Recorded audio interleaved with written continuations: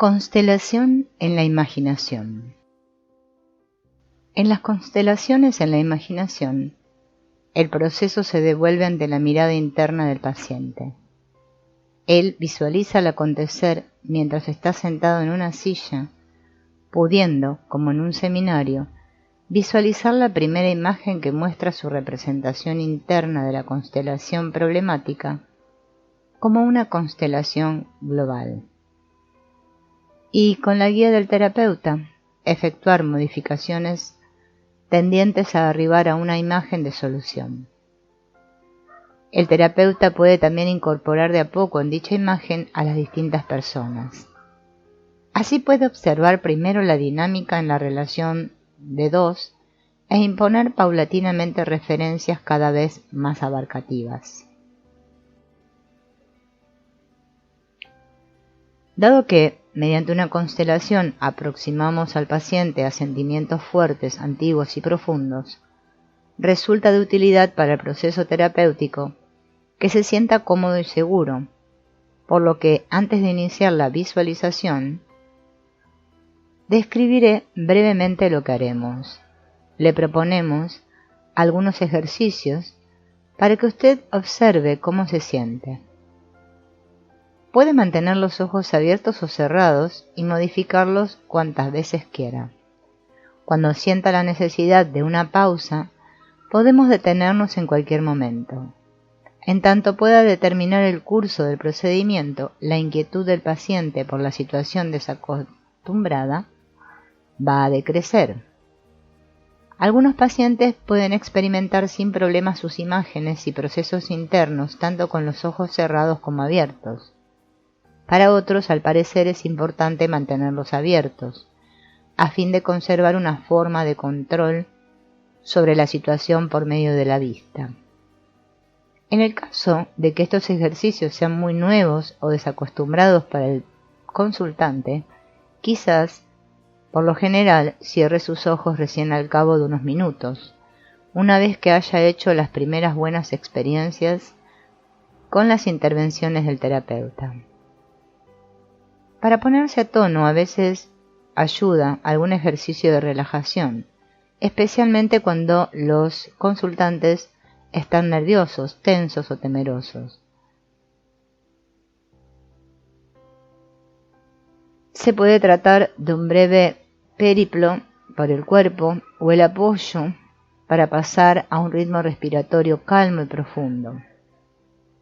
Estos ejercicios constituyen una interrupción en el flujo discursivo referido al problema. Promueven la distensión, la tranquilidad y una mayor atención del paciente. Siente que la distracción, las pausas, la observación y la modificación de pequeños parámetros son una experiencia agradable, que tiene efectos favorables sobre su motivación y el vínculo terapéutico.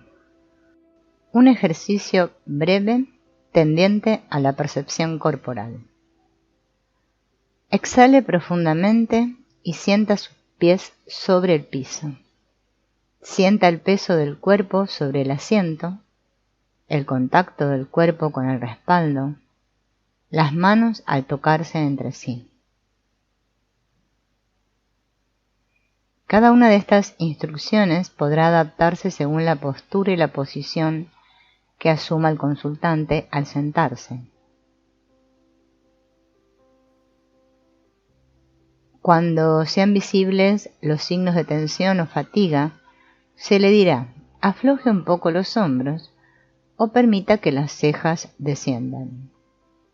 Si mantiene la cabeza erguida, se le pedirá que incline la cabeza algo hacia adelante y baje el mentón. Si el consultante aprieta los dientes, se le pedirá que abra levemente la boca y exhale profundamente, o que deje caer su mandíbula un poco hacia abajo y deje la lengua distendida en descanso. Para ejercitar la exhalación y recordárselo constantemente, el consultante podrá comenzar cada una de las instrucciones con la indicación: exhale profundamente. Insista un poco más. sienta. Cuando el paciente se olvida de estar atento a su respiración, entonces habrá que ayudarlo con las palabras. Coloque su mano sobre el tórax, el pecho, el corazón, para que pueda sentir el movimiento al inhalar y exhalar.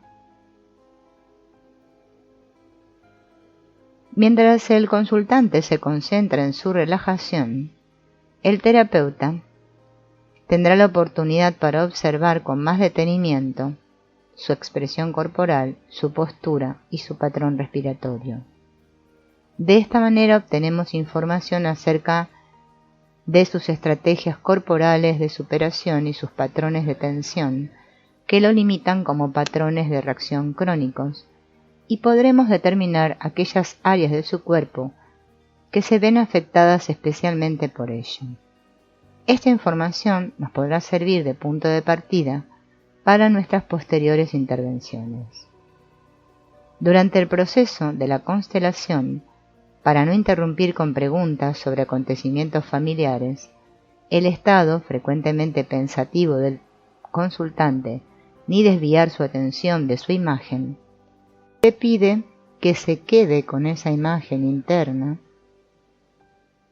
y que continúe exhalando con calma y profundamente, observando cómo se siente físicamente, síntomas, sentimientos y movilizaciones internas.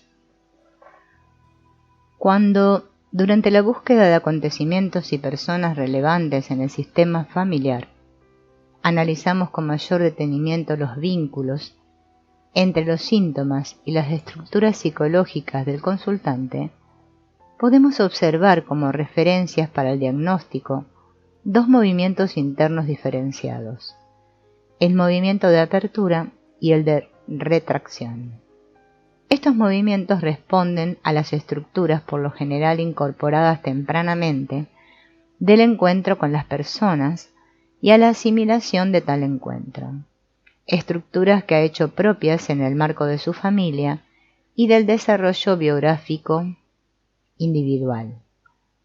Tienen un significado determinante para la capacidad de estar en el mundo y están en interacción con los sentimientos que provocan y en los cuales influyen. En la conversación con el consultante, no podemos preguntar al comienzo, es decir, cuando describe los síntomas, en qué movimientos suele hallarse primordialmente y asimismo para qué movimientos internos está dispuesto. Por movimiento de apertura podemos entender un interés por el mundo, en otro plano la dedicación a la vida y, como una actitud asumida inconsciente o intencionalmente, una franqueza interior. Podemos describir el movimiento de apertura como el movimiento primario, que está orientado hacia el encuentro con personas y objetos. Cumple la función de iniciar y conservar el contacto con todo lo que sea necesario para vivir y sobrevivir. Los llamados sentimientos primarios responden al patrón del movimiento de apertura, y el estado corporal está caracterizado por distensión, agilidad, así como reacciones espontáneas y ajustadas a las situaciones. La actitud básica está marcada por el interés y el asentimiento, constituyendo en principio una afirmación hacia el mundo. En este sentido, es fortalecedora, conservadora de vida y conduce más lejos a cada persona a lo largo de su camino. Por movimiento de retracción, se puede entender todo tipo de retirada en la cual el paciente se aparta y se cierra en su fuero interno. Ante todo, sirve para protegerse en una situación que no sabría enfrentar de otro modo y que no puede superar de otra manera. Físicamente, el movimiento interno de retracción se manifiesta por tensiones crónicas y cognitivamente, a menudo por fantasías y conceptos sobre cómo debería ser y no como realmente le corresponde a la situación. Frecuentemente queda en evidencia un patrón de negativa, rechazo y defensa, o una constante predisposición a la confrontación, lo cual es entendible como una estrategia más o menos activa, tendiente a delimitar un área personal. Los sentimientos secundarios redondean este cuadro. La actitud global del paciente equivale a una negación. Esta actitud, o este patrón de la retirada, es la resultante de las experiencias que tempranamente hizo propias el consultante. En tanto, luego de la fase receptiva de los primeros años de infancia, no haya estado expuesto a traumas severos que puedan haber conmovido y alterado una estructura básica originariamente afirmativa. A partir de la psicología del desarrollo, sabemos que un niño comienza a comunicarse desde una edad muy temprana, inmediatamente después del nacimiento, y quizá con anterioridad al mismo. La fase en la que el niño está abierto a las improntas fundamentales ya ha concluido, según Bowlby, alrededor de los 3 años. Los patrones incorporados en este período son estables, aunque no irreversibles. Un tratamiento psicoterapéutico sirve para el reaprendizaje de patrones funcionales, es decir, de los adecuados, convenientes y útiles. Durante mis estudios universitarios de psicología, el profesor de Psicología del Desarrollo nos proyectó una película con las siguientes y conocidas pruebas del rostro inmóvil, según Brazelton. En varias secuencias se mostraba la comunicación entre madre e hijo. La cámara enfoca al niño aún pequeño de pocos meses que está entre sentado y recostado en su canastilla. Junto a él un espejo muestra el rostro de la madre, de forma que ambos están en el campo visual del observador. Al comenzar la película, la madre acerca al niño y él ríe. En el primer test, la madre reacciona y sonríe al niño, se inclina hacia él y lo toca. El niño está feliz, ríe y emite sonidos de placer. En la segunda prueba, la madre se acerca al niño, que vuelve a reír. Sin embargo, para esta prueba la madre tiene la instrucción de no reaccionar ante el niño. Mira al niño inexpresivamente y sin un reconocimiento afectivo, rostro inmóvil. El niño ríe y se estira hacia la madre, pero ella no reacciona. El niño hace otro intento, su mirada se torna inquieta. Cuando la madre nuevamente ignora al niño, evidentemente se pone tenso y cae en inquietud motora. Finalmente desvía los ojos, se relaja físicamente con una mirada interrogante hacia la madre o comienza a llorar y gritar. Estas secuencias de película duran en cada caso unos pocos minutos.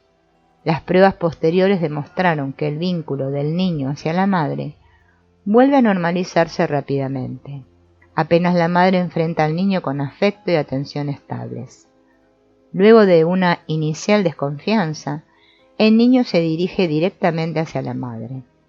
Sin embargo, si el rechazo al niño por parte de la madre es un patrón constante, el niño permanece en un estado de tensión y resignación, como demostraron las investigaciones de Brazelton.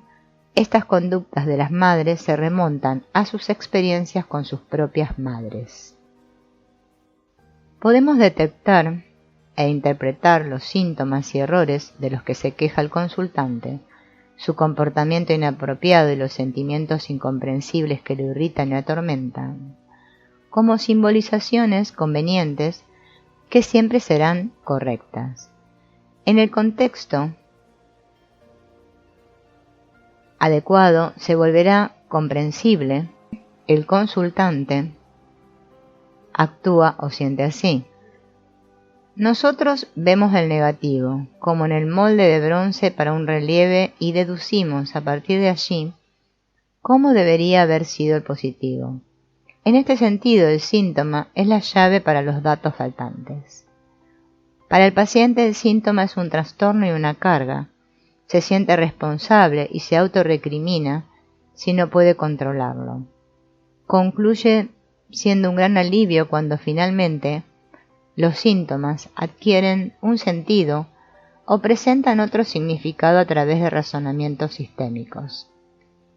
Cuando en una situación dada aparece un síntoma o un sentimiento que fue traído del sistema familiar, entonces partimos de la base de que es correcto en su calidad y medida, pero no así el momento y la constelación en que se manifiesta, pues pareciera pertenecer a otra persona.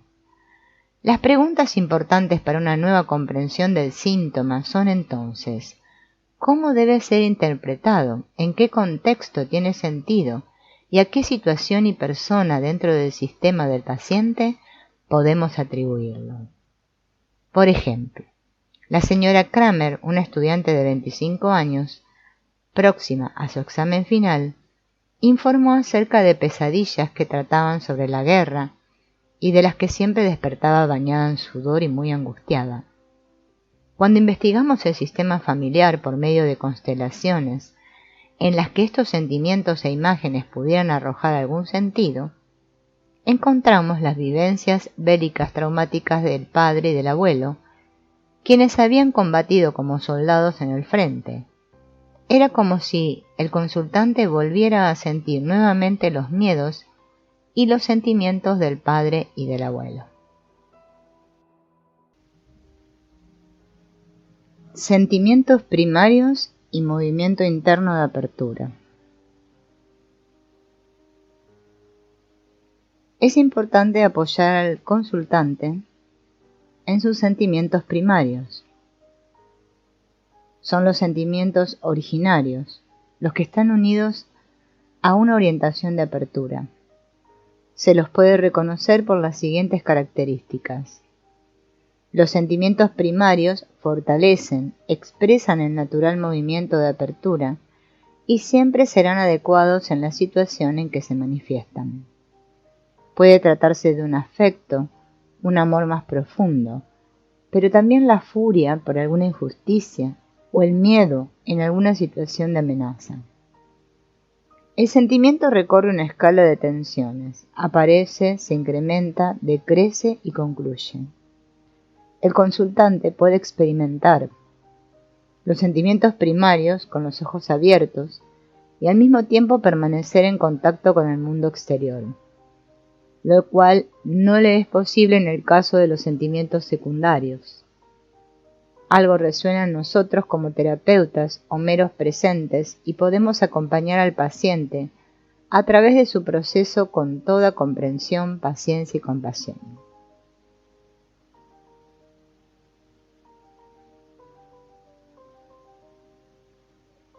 Las personas que pueden sentir sus sentimientos primarios y vivir un movimiento de apertura, por lo general, no vienen a terapia.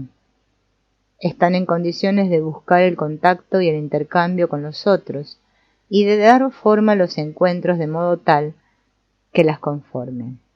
Es más habitual ver personas a las que a partir de su historia y sus experiencias les es vedado ese libre acceso, de manera que sienten una restricción interna que con sus medios anteriores no pueden vencer solos. Como hipótesis de trabajo, suponemos que los problemas y los síntomas no deseados que nos trae el consultante acaso no surjan de sus movimientos primarios, sino que se trate de sentimientos secundarios o sentimientos adquiridos. Para el niño, el vínculo con sus padres o con las personas que se encargan de su cuidado constituye inicialmente todo su mundo. Que se lo tenga en cuenta, que se ocupen de él, lo toquen y que experimente el sentimiento de estar integrado, coadyuva a su sano desarrollo. El niño vive en relación y en interacción, haciendo asimismo la experiencia de recibir dedicación y atención y la satisfacción de sus necesidades cuando se manifiesta y comunica. Sin embargo, si sus ofrecimientos de relacionarse no son respondidos y sus intentos de acercamiento siempre llevan al rechazo o al desamparo, esto significa para el niño que no se halla en condiciones de recibir del mundo circundante lo que en ese momento requiere. Si el niño aún no tiene a disposición el uso del lenguaje, cae en estados de inquietud física, y se aparta.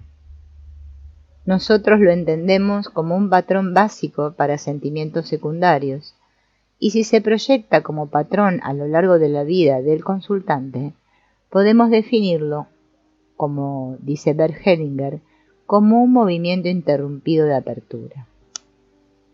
Si la interferencia relacional se presenta con frecuencia y continuidad, entonces evidentemente se llegará a un límite, en el que primará la resignación, y el niño ya no hará más intentos de iniciar contactos con otras personas. Es como si el niño tomara la decisión interna de jamás volver a exponerse a semejante experiencia dolorosa, que provoca en él esos estados físicos, y jamás volverá a establecer una relación estrecha y profunda, sino llevar a cabo todo como un ser solitario. Especialmente detrás de la depresión y la resignación, con frecuencia resulta visible que el paciente siempre vuelve a estar expuesto a situaciones y a sentimientos vinculados con ellas, en las que en un movimiento de apertura jamás ha encontrado una contraparte que le haya dado una respuesta. Para una persona, y especialmente para un niño, esta experiencia significa que mediante ninguno de sus actos logrará nada de quien tiene enfrente. Es como si intuyera que en última instancia su desamparo lo expone a la muerte. Cuando en la terapia el consultante se acerca a los sentimientos primarios detrás de las estrategias secundarias de elaboración, entonces frecuentemente describe esos sentimientos de miedo, o en general miedo a la vida, profundo temor, pánico, angustia mortal, terror, espanto indescriptible, amenaza existencial y generalmente la sensación de querer hablar del miedo a disolverse, transcurrir, desaparecer.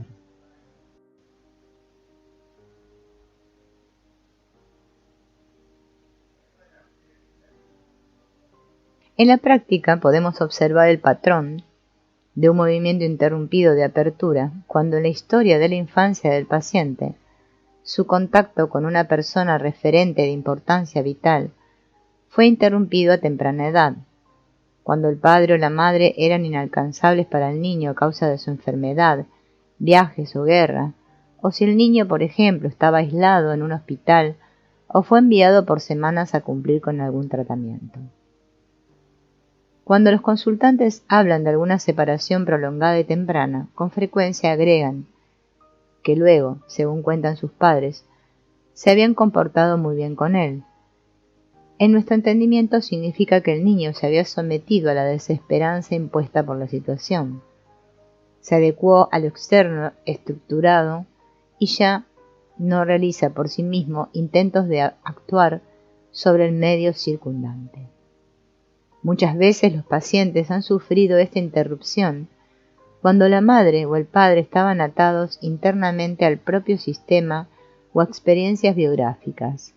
Si, por ejemplo, la madre había perdido a su propia madre siendo muy pequeña o el padre había estado en la guerra como soldado, entonces probablemente ninguno de los dos había podido estar a disposición de su hijo. Asimismo, parece que toda vivencia impactante generadora de un trauma provoca que el alma se retraiga. Tal como podía suceder por una complicación del parto, en el cual corriera peligro la vida del niño o de la madre, por graves accidentes con riesgo de vida, o cuando alguien sintió el peligro de muerte o la muerte de otros. Es como si todo el organismo se detuviera psíquica y físicamente en el marco de esa experiencia y no encontrara por sí mismo el camino de retorno a la normalidad. ¿Cómo pueden reconocerse los sentimientos secundarios en el proceso terapéutico? Así como los sentimientos primarios corresponden a un movimiento de apertura, los sentimientos secundarios acompañan al movimiento de retracción, y a través de determinadas cualidades se los puede detectar bien en el proceso terapéutico.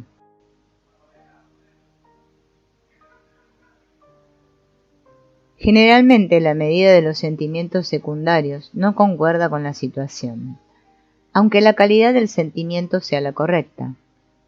Como todas las estrategias de superación, estos sirven como protección, delimitación y reducción de tensiones. Dado que los sentimientos secundarios, con los estados físicos respectivos, se nutren de imágenes internas y experiencias anteriores, y no se generan a partir de la situación presente, el paciente tiende a no estar en contacto con el terapeuta o a cerrar los ojos por completo. No puede hallarse simultáneamente en ambos tiempos, en el pasado y en el presente. Siendo así, los sentimientos secundarios pueden ser interrumpidos fácilmente al insertarlos nuevamente en el presente, si el terapeuta le pide que lo mire a los ojos. Los sentimientos secundarios son crónicos, no tienen un inicio concreto ni un final claro. Además, no reconocen una escala de tensiones como si lo hacen los sentimientos primarios. Se mantienen y vuelven a aparecer siempre, en todas las sesiones siguientes. Como contraparte, es decir, también en la situación terapéutica, nosotros mismos reaccionamos con patrones secundarios y fijamos nuestros límites. Percibimos la expresión de sentimientos del consultante como equivocada y sentimos impaciencia, agresión, aburrimiento. Aparecen la incredulidad y a veces también la indignación, aunque no la compasión. Los sentimientos y movimientos secundarios desvían el sentir de los sentimientos primarios adecuados a la situación y debilitan porque no están relacionados con ningún objetivo personal. Vale decir que el paciente desperdicia su energía y su tiempo con una sintomatología que no le ayudará a lo largo de su camino en la vida. Por lo general, tiene una clara intuición en este sentido y se irrita o entristece por eso, sin poder describir con exactitud las conexiones. En atención a que una sintomatología secundaria no tiene sentido alguno en la vida real del paciente, pero que según sostenemos, los sentimientos y las percepciones son las correctas, iniciamos la búsqueda del contexto apropiado. El patrón podrá acompañarlo durante toda la vida en situaciones similares o mediante recuerdos que vuelven a despertar los antiguos sentimientos. Cuando, por ejemplo, un paciente habla de la relación con su madre y su padre, vuelve a vivir exactamente los mismos sentimientos y síntomas físicos, aunque algunos acontecimientos daten ya de hace varios decenios. Si la relación con alguno de los progenitores fue o es difícil, entonces probablemente este patrón volverá a aflorar en las relaciones actuales y viceversa. Si un paciente con problemas de relación viene a la terapia, entonces analizaremos sus estructuras de relación aprendidas, ante todo de la madre y del padre. El conjunto de síntomas que reactiva el consultante es una imagen compleja de un estado proveniente de su pasado, que nos permite deducir las circunstancias y especialmente la época del trauma, las necesidades que el consultante tenía en aquel entonces y las posibilidades de solución que necesita en el presente para dar un buen final a la antiquísima situación traumática. Dado que los sentimientos secundarios y el patrón de un movimiento interno de retracción se originan en antiguas improntas y viejos condicionamientos, relacionándose con antiguas lesiones y vivencias, por lo común se muestran resistentes en una terapia que no avanza hasta la situación desencadenante, generando cambios allí y haciendo que el paciente retorne al presente con una visión y vivencia alternativas. Una descarga o canalización de sentimientos secundarios lleva solamente a un alivio de corto plazo, pero no cambia nada en un plazo más largo. Finalmente, el síntoma trae el recuerdo de una solución no resuelta, de un acontecimiento que según la verdad interna del paciente concluyó erróneamente. Si nos preguntamos por el curso que tendría que haber tomado la historia y cómo debería seguir, ahora obtendremos una idea de en qué el paciente necesita en este momento para que llegue a estar en condiciones de dejar que el pasado descanse. Frecuentemente en el proceso terapéutico nos encontramos con una coincidencia entre las expresiones de los sentimientos, movimientos y patrones de conducta secundarios y el estado de desarrollo físico y psíquico del niño en el cual quedó marcada alguna impronta o se produjo un trauma. Si ya a muy corta edad el consultante estuvo expuesto a fuertes tensiones, sus posibilidades de reaccionar entonces frente a esa situación estaban limitadas a su corporalidad.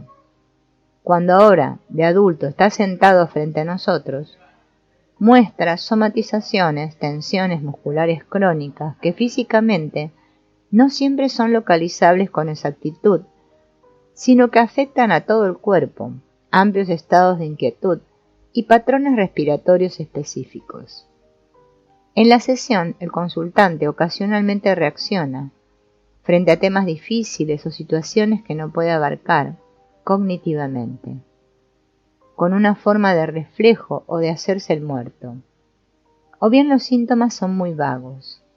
El paciente o consultante solamente vislumbra, tiene una sensación física o siente una permanente incomodidad, sin que pueda describir con exactitud de qué se trata realmente. Todo ello indica que la superación fue desarrollada a una edad en que el paciente aún no estaba en condiciones de elaborar cognitivamente. A edad más avanzada y creciente estructuración del yo, los sentimientos secundarios y las estrategias de superación van adquiriendo otras cualidades en su manifestación. Si el niño desde su estabilidad interna puede lograrlo, caerá menos en depresiones y desamparo, si no, se volcará más hacia el exterior con agresión, obstinación o irascibilidad. La furia, como un sentimiento estimulante que anima al cuerpo, permite que el niño evite el desamparo en situaciones complicadas. En lugar de ello, puede percibir su cuerpo y apartarse del tormento interno mediante impresiones sensoriales. Estos síntomas le sirven al niño como un pasatiempo, que lo ayuda hasta tanto la tensión física haya disminuido. Más adelante, el niño también empleará cogniciones y explicaciones para comprender el mundo y con ello poder controlarlo de alguna forma. Mundos internos de sueños, viajes de fantasías y también una total negativa a través de la obnubilación, la opacidad y niebla mental también son estrategias de superación. Cuando escapan a su dominio volitivo, el paciente puede referirse a todos estos síntomas como a problemas. Posiblemente se manifiesten de manera impactante durante una sesión, en ocasión de la charla o en la constelación, cuando nos aproximamos a los ámbitos críticos internos del paciente y él reacciona en el marco del antiguo patrón. Estos síntomas son remisiones importantes a la estructuración del consultante y a la época en que tuvo que definirse internamente frente al mundo. Para el plano corporal, estos patrones son descritos por Lowen como corazas del carácter y por Freud como fijaciones de la infancia temprana. Para el proyecto del desenvolvimiento terapéutico se presenta la pregunta: ¿qué sucede? ¿Qué siente? ¿Y qué vive el consultante si no recurre a sus conocidas estrategias de superación?